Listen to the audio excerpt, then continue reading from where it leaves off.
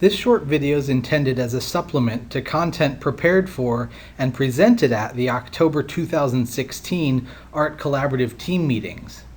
Because Art CTs meet on teacher workdays and school planning days, we know it's very difficult for all art teachers to attend. I hope this information will serve to catch up anyone who was unable to attend their meeting. The content provided can also be used by teachers in any school department or teacher group as a guide for collaboration with the purpose of improving student learning. For our purposes in the 2016-17 school year, it's important to distinguish between art CTs and small groups. While an art collaborative team may work as a whole group, that's impractical for larger CTs and those with members spread across large geographic areas. CTs were encouraged to divide into smaller groups to facilitate this work. If you don't know what small group you're part of, contact your CT lead.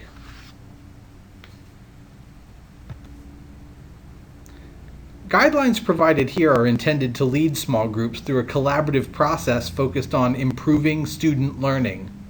These guidelines are aligned with the work of professional learning communities and collaborative learning teams throughout FCPS schools, and should be used with these questions in mind.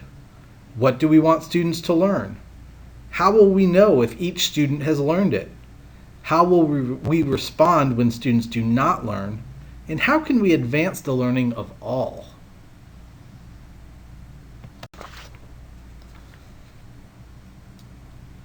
Provided with the link to this video in Google Classroom were documents you may print or view to support your understanding.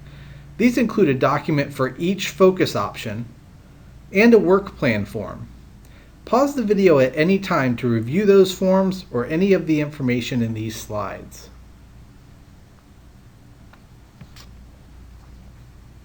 Three approaches to collaborative work are provided to meet your needs and preferences. Information on each approach is available in the documents mentioned previously and reviewed in separate videos. You do not need to review the content for all three approaches.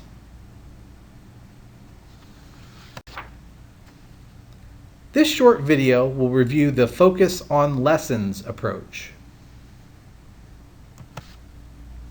The Focus on Lessons approach involves selecting or creating specific lessons or units to refine collaboratively with the goal of improving student learning. This is a great opportunity for small groups who are inclined to refine and implement the innovative ideas that they develop during the fall in-service, but small groups may also choose to refine published lessons, work on original lessons developed by one of the group members, or design a completely new lesson collaboratively. To sustain the work of the group, teams are encouraged to work on a long-term unit or work with at least 2 lessons that will occur in a more finite time frame. This is a great approach for those teachers who love to share and discuss lessons with others. Pause the video if you'd like and review the information provided in this table.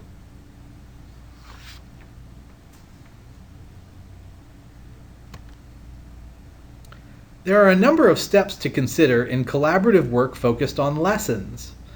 Work collaboratively to determine what can be done and in what order based on the specific work you select in your small collaborative group. Steps to consider include: identify or create a long-term unit or a couple lessons and agree to teach these in the same general time frame as your group members. Develop instructional resources and a common understanding of lesson delivery and instructional strategies.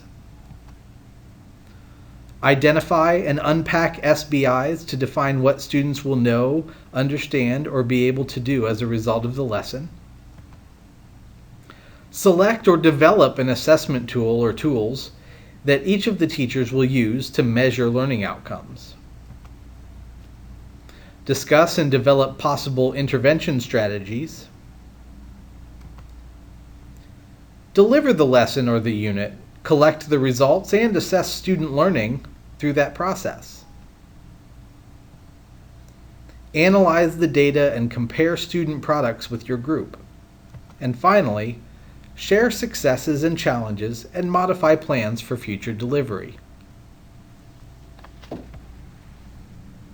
With these process steps in mind, small groups should work together to develop a plan and document that plan on the small group work plan form. The form includes the scheduled dates for recommended ART CT meetings and small group meetings, including November 7th or 8th, February 6th, and April 17th. But keep in mind that CTs and small groups are welcome to schedule alternate dates and times to meet the needs of the members.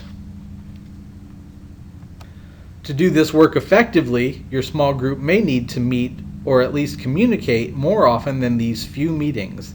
Use the in-between rows to indicate what you'll need to do between meetings, including, if desired, plans for additional meetings. The March 24th row is included to encourage you to consider sharing your work at the March 24th Art In-Service. March is a long way away, but we'd love to provide an opportunity to some small groups to share what they were able to accomplish through this process. Take a look at the sample schedule on the Focus On document provided.